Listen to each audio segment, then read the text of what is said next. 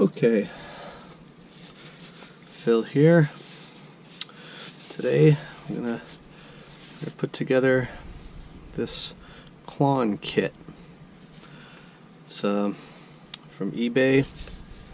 It was about $50, $50 US. I'll just move this stand out of the way for a second. It's kind of fun. Everything comes in the kit, or in the enclosure I should say.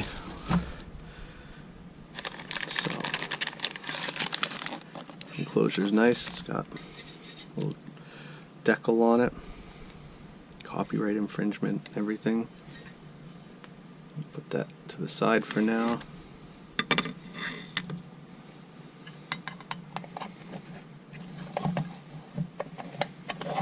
Let's see what we got here.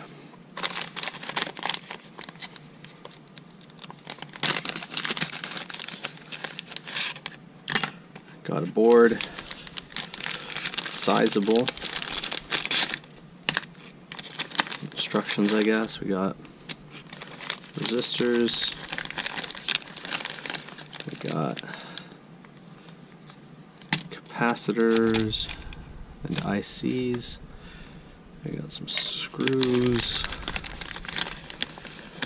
Got tangle of wire. And we got knobs, jacks, LED bezel, that's nice.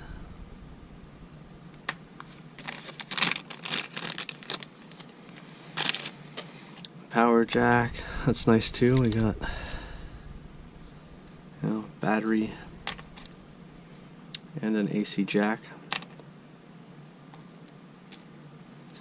So let's see what our papers are here.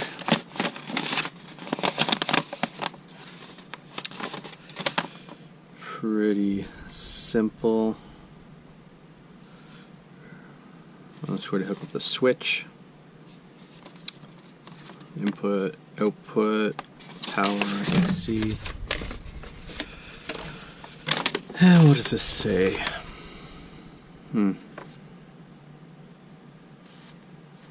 Install LED bezel and power jack. Solder in op-amp sockets. Line up your resistors. Capacitors go in next. Finish up with diodes. Install the op-amps. Flying leads. Okay. Oh, they got the lengths of all the leads all here, so that's interesting. Okay. Let's see. Move this stuff up out of the way. Get our board holder back. And we'll get to it. I can just stay there for now.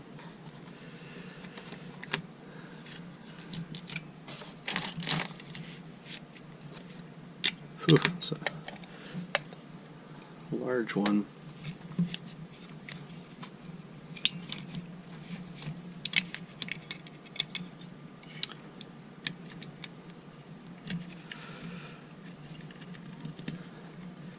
What did it say first? It said cut, grind, or file off the anti-rotation nubs on the potentiometers. So potentiometers have anti-rotation nubs, but these ones don't, so that's kind of funny. Sometimes you'll see a little nub on the side of a potentiometer, and that's there to, here's one from another project. It's this little nub here, and you're supposed to drill a hole for that as well as the potentiometer, and then that little nub will prevent the potentiometer from rotating when you turn it or it gets loose. But most people, to my knowledge, just snap those off. I don't. I drill a little second hole for them, but you can just grab them with pliers and snap them off, because it's usually cast, so they snap off pretty easily. Or as this thing said, you could grind them off, I suppose. Let's get this light out of the way a bit. Okay. So now it said install LED bezel and power jack. I don't think I'm going to bother with the LED bezel just yet. Maybe that's a mistake, but you really got to get the height of this correct, or it's not gonna work properly. But I mean, we can put it in place, I guess. LED bezel.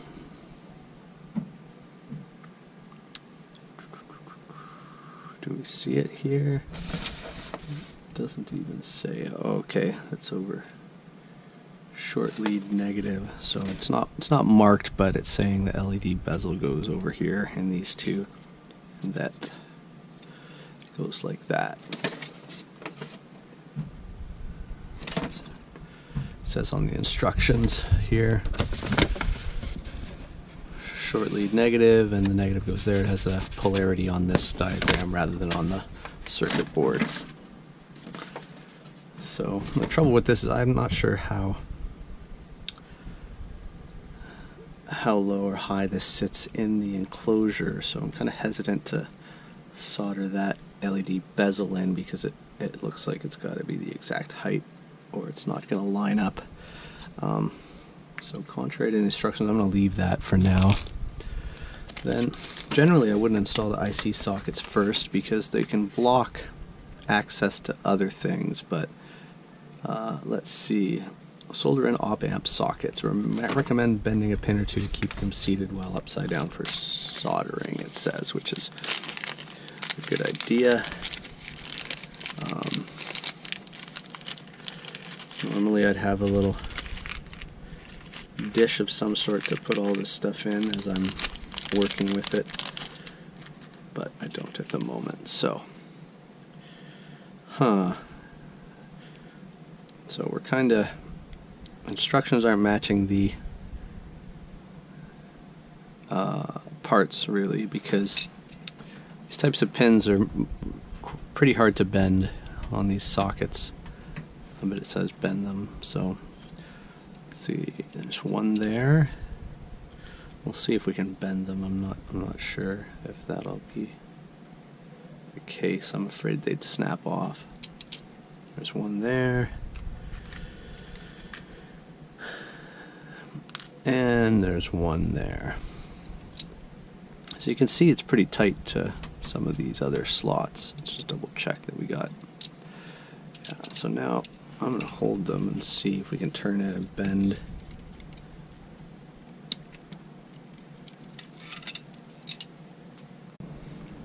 So I don't think these pins are going to bend very well, and I think if I try to bend them, there's a fair chance they'll snap. So I'm going to hold them and do one at a time, and I'm going to hold them in place with a different method of just getting a little solder on my iron.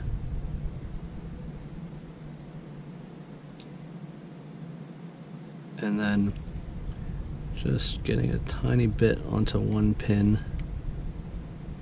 enough to hold it in place.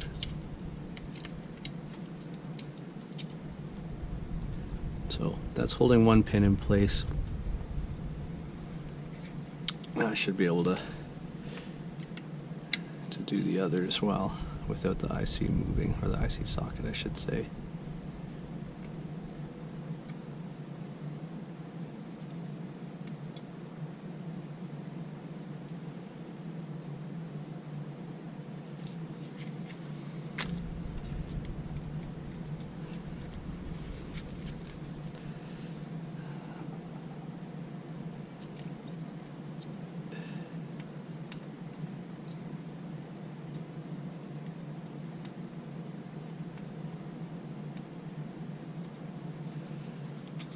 It says solder's flowing pretty good on this board.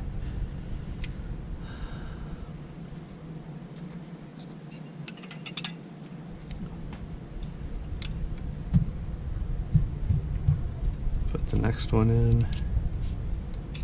again, and if you're going to do this, try to hold the IC from the opposite end that you're applying a little bit of solder to, because pins do heat up and they heat the sockets up, and you can burn yourself. It just takes a tiny bit to hold it in place.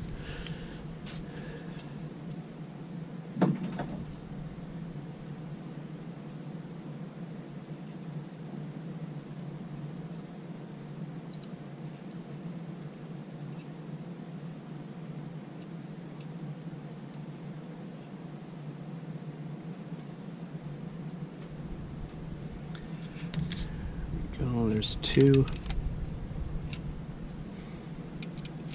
Make sure you're lining these up properly. You got the little notch, matches the little notch in the diagram. Although, I should have checked to see which of these go where, because the writing is underneath, unless they're all the same. I'm not too familiar with this circuit.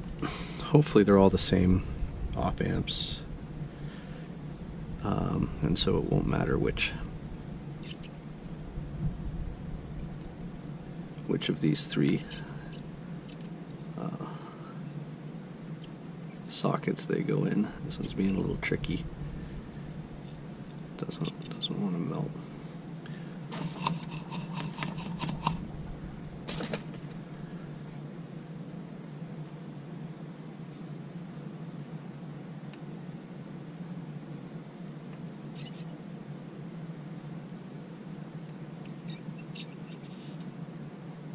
Did that do it? No, not quite. Almost. Solder doesn't want to come off on these as easily as it does on some other. Oh, there's a good blob. There.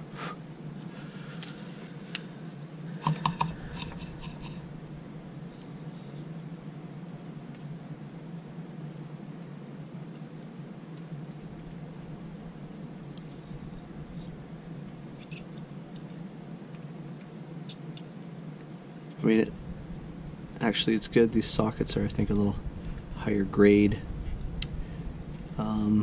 than the ones you can bend easily. But the downside is that it goes a bit slower.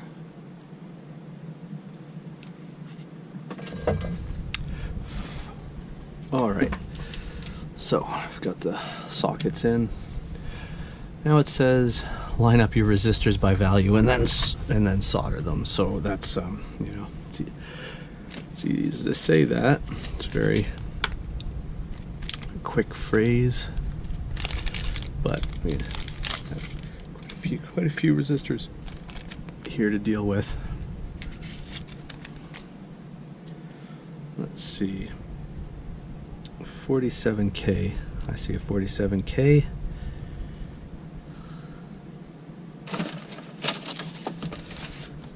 Looks like I can just bend these right at the resistor. These are tiny resistors, obviously not surface mount, but smaller than the ones that I usually use. That's 47K, but they are nice and labeled. We can see here. Well, I say that, so that's 12K. Just one of those. Let's find where the 12K goes. I don't really see 10K. 12K, I see it right there.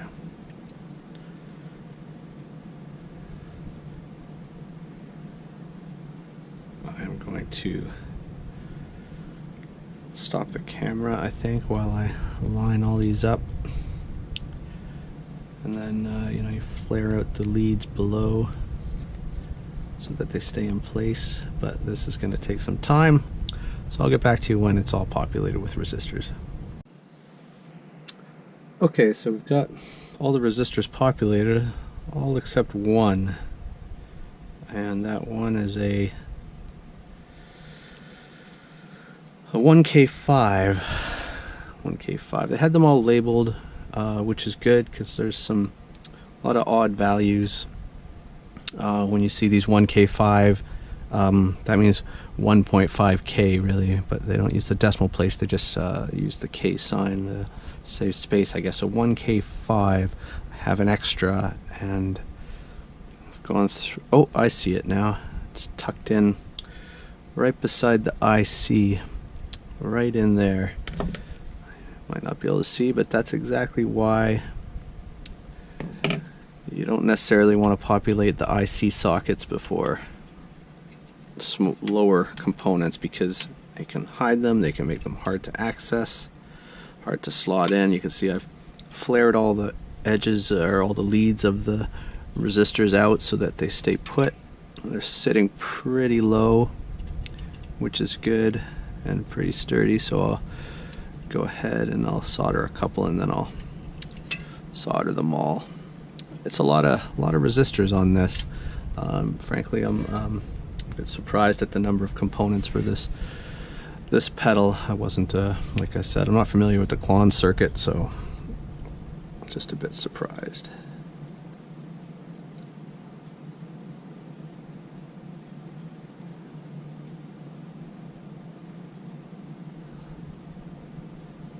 And I'll solder these up and then trim the leads, and then we'll get back. So here we go, just trimming the last of the resistor leads. You want to get yourself a pair of these flush cutters. They are great. I try to keep around at least 2 pairs, as I misplaced them, and they are brittle. Only use them on leads, soft metals. If you try to use them on steel or whatnot, you'll damage them. This pair is pretty chewed up. It's not so good for trimming leads anymore, because I tried to cut some guitar strings. I shouldn't say try. I did cut the guitar strings, but it also damaged the flush cutters. So get yourself a couple pairs of these and use them only for cutting leads. So here I trimmed them all really short. I'm hoping I don't have to go back in and adjust any of these. Most of them are sitting pretty low. Some of this guy kind of popped up a bit because he fell through, and it looks like I'm not used to these tiny resistors. It looks like I probably used too much solder on most of them. I can see it coming through on the other side of the board. I'm just gonna flow that one again and push it through so that it sits more in line with the rest. Be careful if you're doing that. If you're doing it, try to push with your fingernail, because the resistors will heat up and you'll burn your finger if you're just applying pressure with your finger. But if it's quick enough and you use your fingernail, you're usually all right to just kind of put a little pressure on it to push it through, and just make sure that it flowed nicely and you didn't pop the lead out of the solder, because then you'd have a cold joint there, which could cause issues in the pedal. So that's all our resistors, quite a few of them. These guys are sitting up a bit, but I'm just gonna leave it. If you aren't familiar, blah blah blah, capacitors go in next. This says use a piece of scrap wire or other thin shim to keep them off the deck. Enough so that there's wiggle room to insert T-chips. I'm not sure what. Oh, insert chips and relieve stress related with temperature cycles. Helps to prevent cooking them while soldering too. I'm not sure what it means by insert chips. Maybe someone could comment on that. So we've got quite a few capacitors as well. We've got our electrolytics here and some more. Some of these guys. Real mix. We'll put our diodes aside. Our ICs. side. And yeah, so they suggest, let's just figure out this 4.7 UF. Where's one of our 4.7? It says 4U7 and 47U. I guess 4U7 is 4.7, so we'll do those. I say use a piece of wire. Well, these are in pretty tight. Okay. So the line is the negative, and the line goes on the filled-in portion of the circle on your circuit board. So, whew, these are in tight. There we go.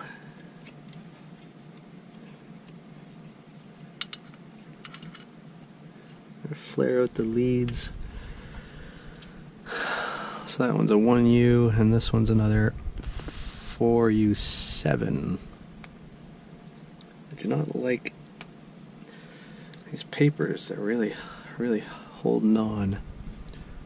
So again, line up the white line of the negative with the filled in portion of the circle on the circuit board. And these ones, I'm not going to populate that many before soldering, but I will get all the capacitors in and then we'll get back. No sense in watching that. So I've got the electrolytics soldered on. I believe I saw somewhere this charge pump circuit, and that means that I use this bank of capacitors over here to kind of increase the voltage. That's one method. So it can be tricky to get these capacitors kind of sitting at the right height, all uniform, and having it look nice. I didn't do too bad over here. A couple of them are higher than others because, you know, when you turn the board over, depending on how you've bent the leads exactly, the capacitor will shift a bit. It's hard to get them sitting perfectly. I mean, you can adjust after the fact by reheating and pushing them through, or pushing them back, but it's mostly aesthetic. You know, as long as it's going to fit in the enclosure, doesn't matter what height they sit at. It actually might be a little better if they have more space and they aren't so tight, because then if they heat up or if anything were to explode, it's they have more room, less components affected potentially. So I'll just trim these leads here. Finding a lot of solder is flowing through. I don't know if the leads are a higher gauge and therefore there's more room in the mounting holes for solder to flow, or whether it's because the holes are tinned through and that's why the solder is flowing through. But getting a lot more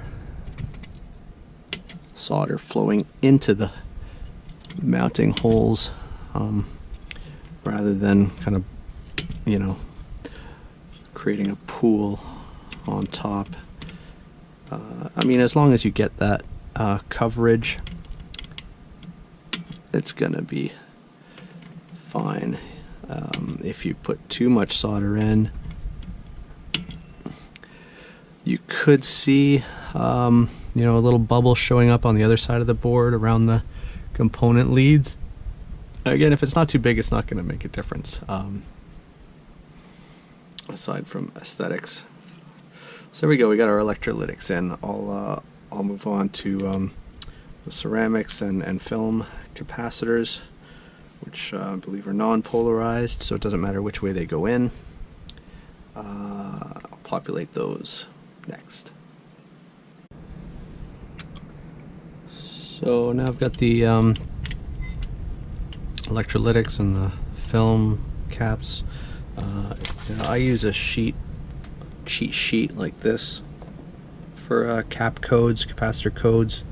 So this little guy is oh man, 391. So I just look up the cap code here. There's 390, kind of it goes in a wonky order. 390, where's 391, 393, 391, so we're looking at 0.39 or 390 picofarads, so that's over here. I mean, I could have guessed that, the 390, the 390, but it's always better to be sure. Some of them aren't obvious from the codes. So there's that little guy in, or girl. And we got one left, which is, now some tiny writing, 821J. I mean, there's another 320P there. 821J. I'm guessing it goes there, but let's see what 821 results in. It's not written on here. 821. There's 820. 823. 821. No, it says 820 PF.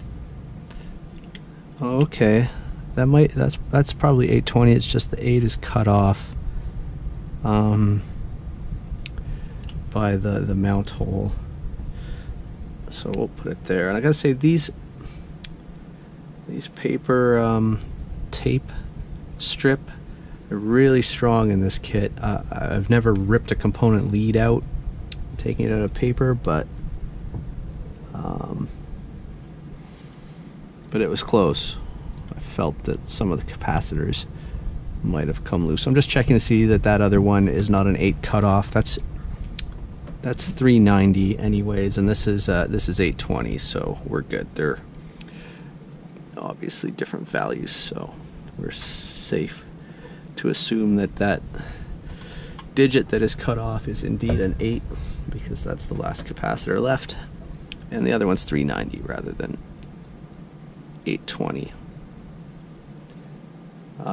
But yeah, I actually had to cut some of the capacitors out of the tape because it just wasn't coming off, and I didn't really need the lead length. If you can see here, you know, there's some leads still in that tape that I just cut off instead of hassling with it. Okay, move my cheat sheet out of the way.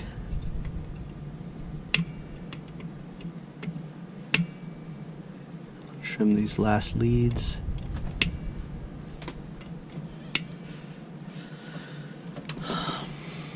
There's one, that's a resistor or whatnot, that's a bit bubbled, so I'm just gonna reflow that, make sure it's settled in. Okay, so we've done capacitors, and it says finish up with diodes. The oddball is the 1V2 or 12 volt that goes next to the first op amp. The oddball is the 1V2. I'm not sure which of these is the oddball. Let's see. This one's got some tape on it. Tape say anything? Does not on that side. These are going to be hard to read. I have to put them under my magnifying glass, I think.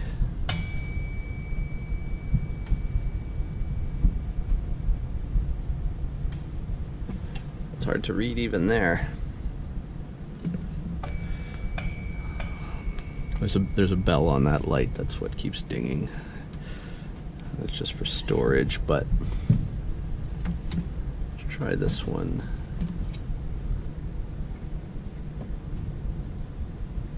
This is 100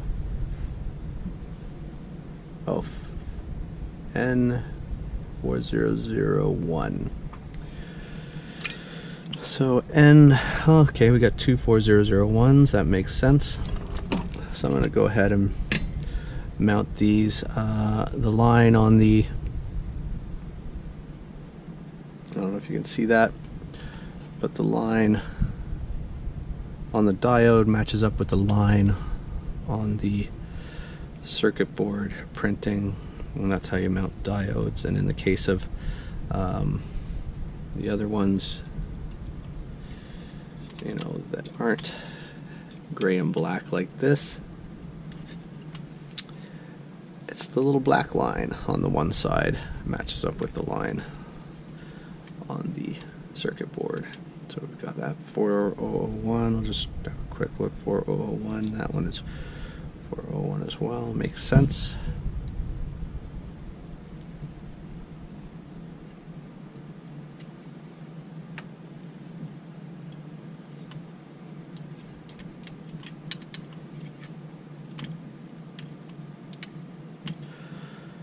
Okay.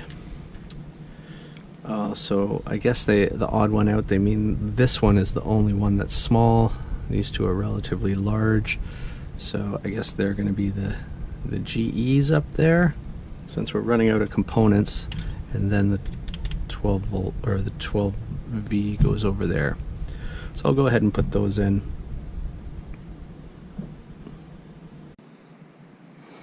Okay, we've got the diodes in. 1, 2, 3, 4, 5. Now it says install the op amps. So there are two different types. There is a 7660 charge pump, goes closest to the input, it says in the instructions. So that answers the question as to where they all go. This is a TL072. So there's two of these. There's a TL072 and I'm going to guess there's another TL072. So the TL072s fill in the other two spaces.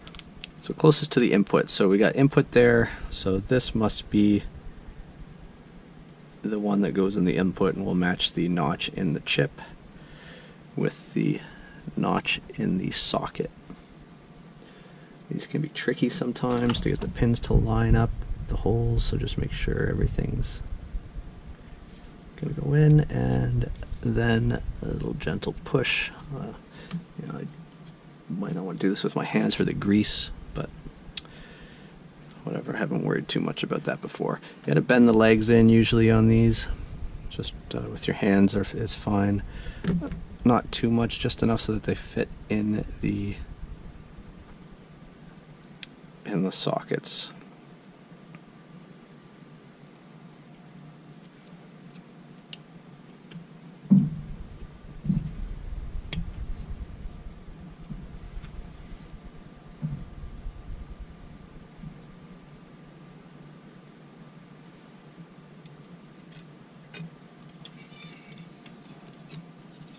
Highly recommend one of these circuit board holders. They make everything much easier. So there we go. The only thing we didn't install was the LED bezel because we weren't sure of the height to install it at.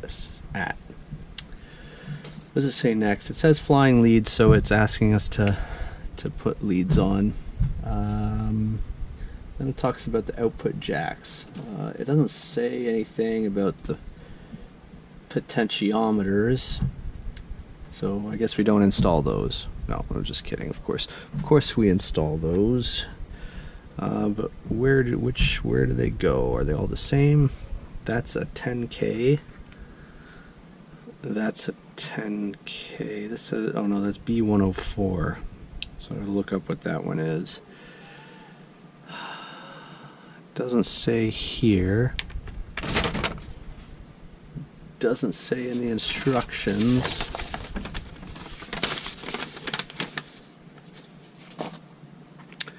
And we've got 3 potentiometers. Oh, this is the double, so that makes it easy. And this is a 10K, so they only fit in certain spots. This is a double, so it has to go there because that's the only spot that a double fits. You can see it's got 2 sets of leads.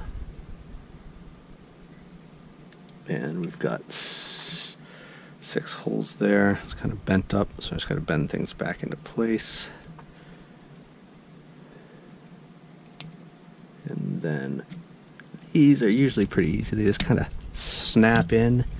They're held in place. Some people don't like surface mount potentiometers because they put pressure on the circuit board if someone were to press on them, rather than pressure on the chassis alone.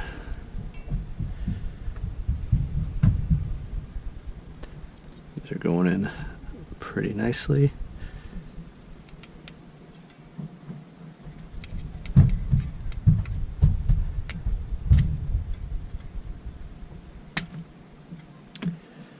Something flew off there. There's a little shaving. Okay. Allen's a bit loose, but it should be fine to solder.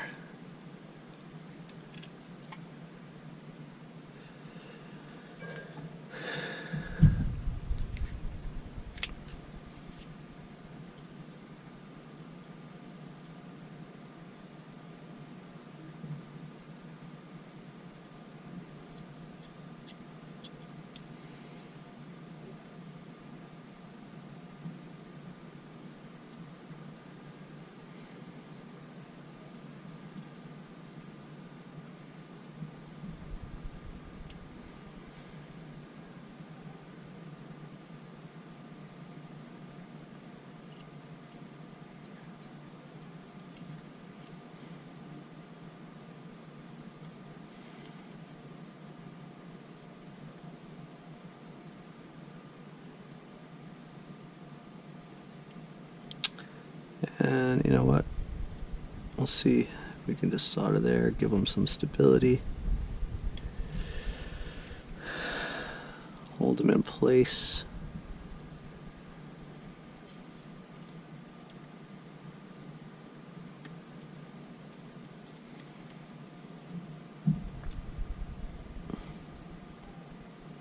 This will give us a point of reference for the LED mount, because these are a fixed height. Maybe we were supposed to install these first and then we'd know, but didn't say that on the instructions.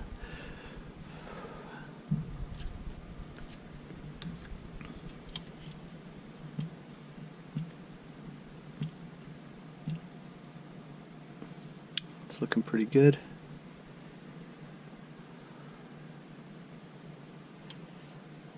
Hopefully the three of them are the right height. Okay. I'll take a quick break and then we'll get back to it. Okay, here we've got everything populated, and I've gone ahead and soldered on what they call the flying leads, because you know, they're kind of left flying. They give you stranded wire with this kit, which I don't usually use because I think you can get a much cleaner build as far as lead dressing, or how the wires are all put together with solid wire. Stranded is kind of it doesn't hold the shape that you put it in as well, and that's why these are kind of rubbery, bouncing around. So I think the next thing to do would be to populate the case, the enclosure. So some of our parts, there seems to be one extra lead that they gave you. I'm not sure. We'll see if I missed something later. But we got our switch here. We'll put that in.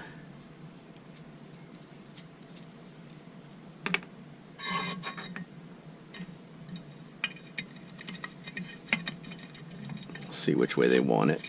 I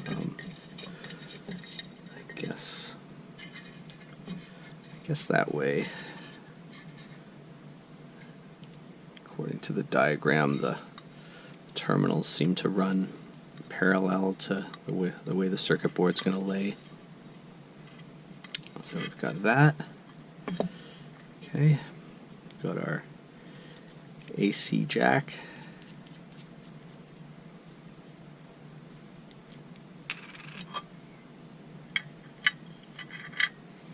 I didn't even notice that input output are on the rear rather than the sides.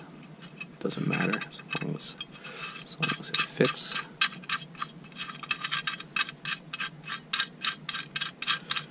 And just have these finger tight.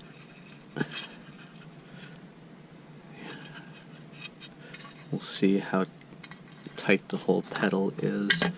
So let's see these jacks. Are the jacks the same? The jacks look the same, so it doesn't seem to be any switching. Or if there is, it's on both of them.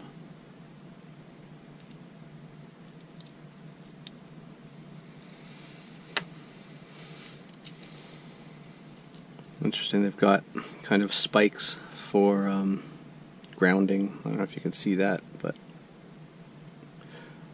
some jaggy washer that's going to make better contact with the chassis so that the ground connection between the jack and the chassis is strong. Okay, so let's try to figure out what the best. That's probably good for access.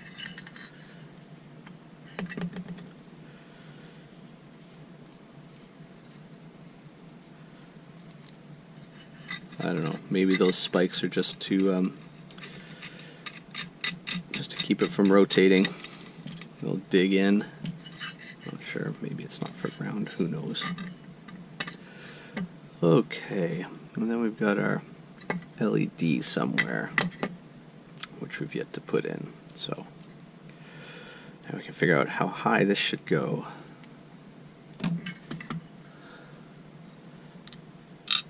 Pop that in there.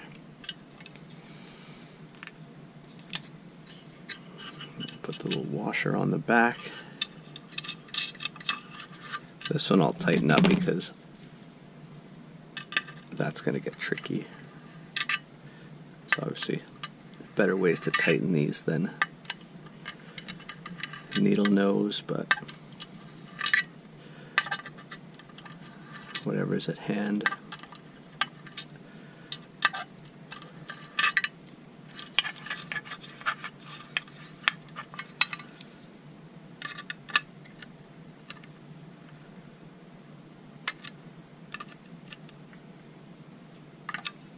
Okay, so we've got everything on other than the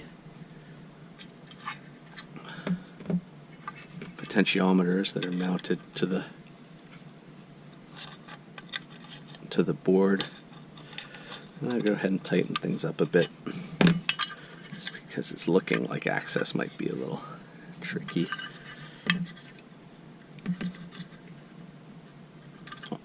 On some, straighten out this AC jack slightly. There we go. Okay, so our LED says shortly negative is on the outside, so we should be able to do. There's the short lead on the outside, so I think if we set this up just like so, may lay in nicely. So, I don't know if you can tell, but I did this wrong. The problem being that the circuit board actually sits under these jacks. So, maybe even under this. So I've got to take these out now, put the board in, and then put these back in once it's in, I believe. I don't think I could. Well, actually, we'll try it. It's got cutouts that might allow us to do it. Let's see. Take off the washers from the potentiometers, so they'll go in over top. No, sorry, the washer and the nuts.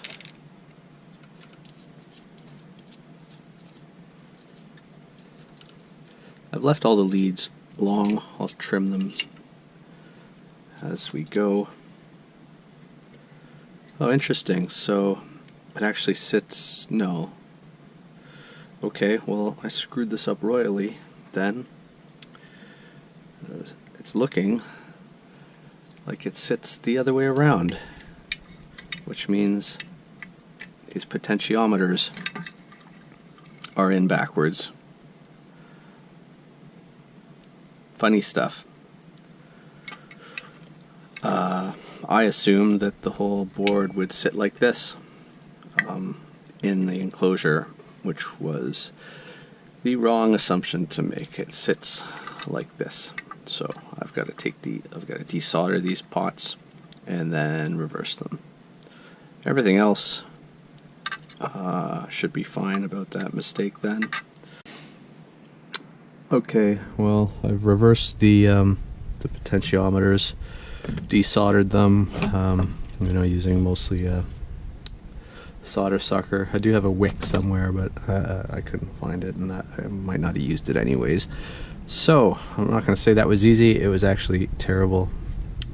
I lifted one of the solder pads by mistake on that 2-gang pot. That's the one with the 2 sets of contacts. Thankfully, the trace for that pad was on the other side, so it's not too bad. So here, I've got it mounted in the enclosure with all the LED, the pots, the jacks, everything's in here. So we just have to wire it up now. So the instructions should help me with that. I have to cut everything to length. So first it says 6. For this, we really just want our flush cut and our some wire strippers for the most part. So I've got this little wiring diagram for the switch here, so I know how that goes. So we'll start there, and the first one is this black one, number 6, to the end. I want to leave a little room so that the heat doesn't go crazy here. Actually, I'll do the others first, because they're gonna mean less heat get to that 6 spot. So 4 goes straight up there.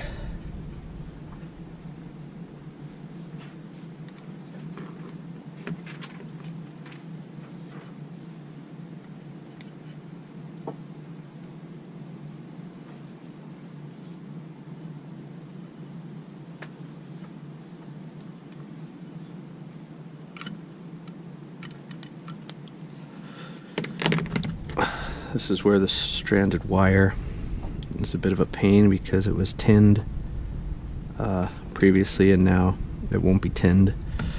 I guess I should tin it as I go. So we'll just tin that one.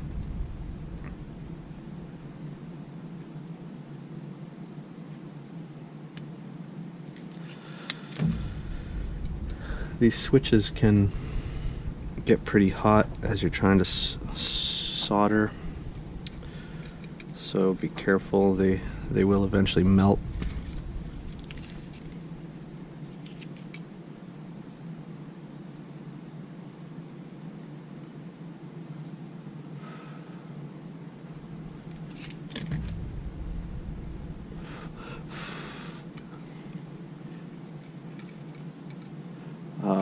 Give a little break between connections if you need to. I have had this blue chunk of plastic melt out because I just applied too much heat fiddling with one or more of the solder joints.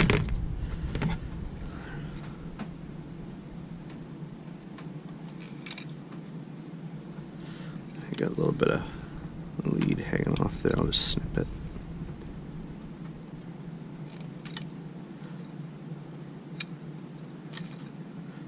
Okay.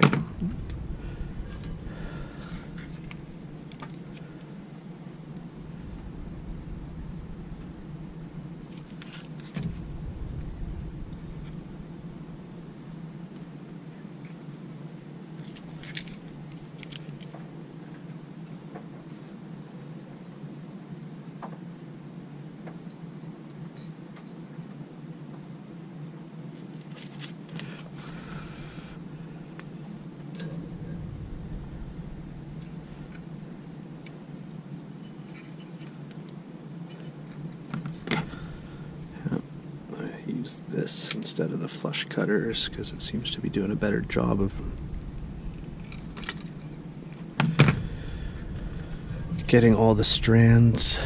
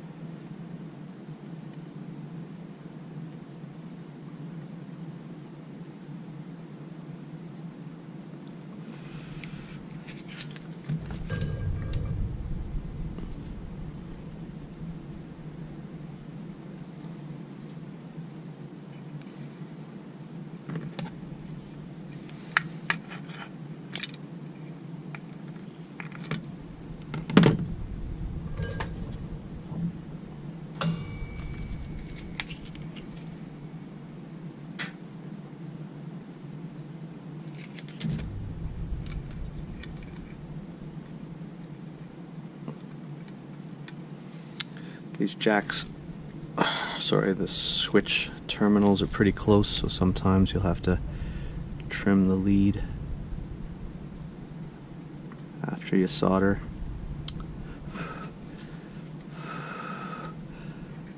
Doing pretty good so far in that respect here, not having to do that.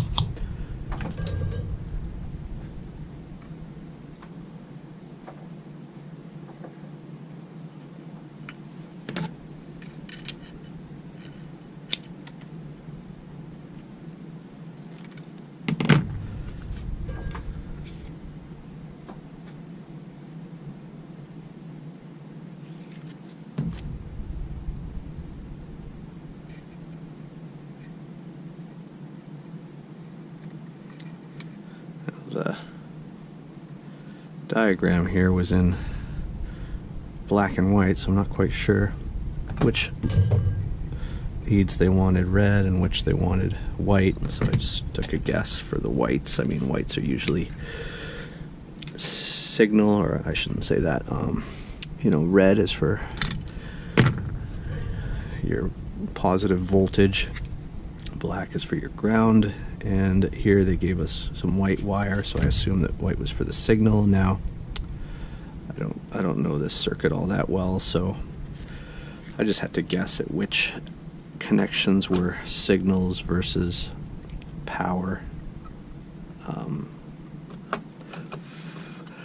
So it could be that some of these red and blacks are signals. I'm not entirely sure.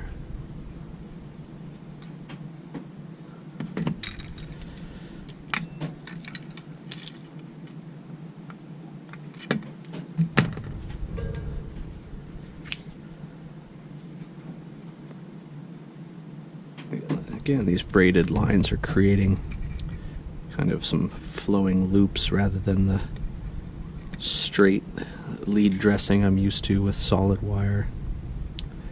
These kind of do what they want.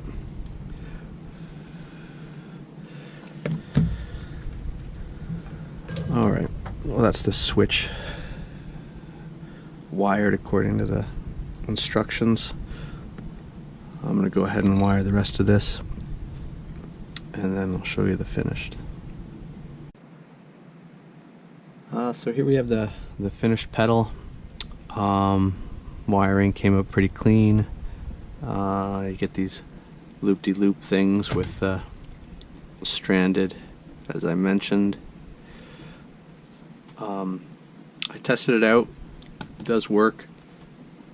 I'll do a demo in a bit of some of its functionality, but there you have it. All that's left is to put the back case cover on, and we've got our Klon clone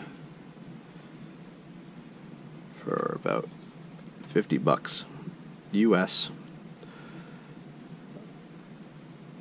off of eBay. I'll post the link. Cheers.